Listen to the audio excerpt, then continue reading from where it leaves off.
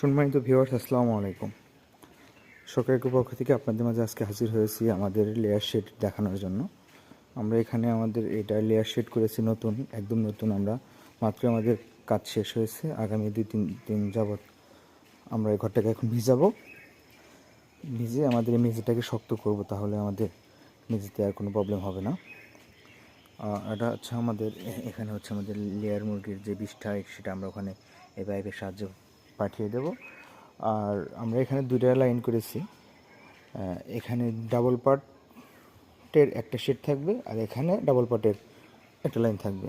আমাদের 2টা লাইন, আমাদের এই 2টা লাইনে আমাদের ঘরের প্রস্থ আপনার 105 ফিট, আর দৈর্ঘ্য আছে এখানে 24 ফিট।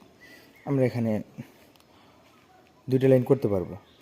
আর অবশ্যই মুরগির শেড করতে গেলে আপনি পূব পশ্চিমের দিকে আপনাদের ঘরের থাকতে হবে, তাহলে এই পাশের আলো বাতাস ও পাশের আলো বাতাসটা ভালোভাবে লাগবে। আর এদিকে হাইটটা, মেঝে থেকে হাইটটা সর্বনিম্ন আপনি 9 ফিট রাখতে হবে।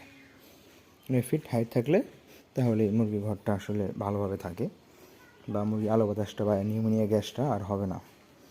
দেখেন, আপনাদেরকে পুরোপুরি আমাদের ঘর দেখানোর চেষ্টা করছি।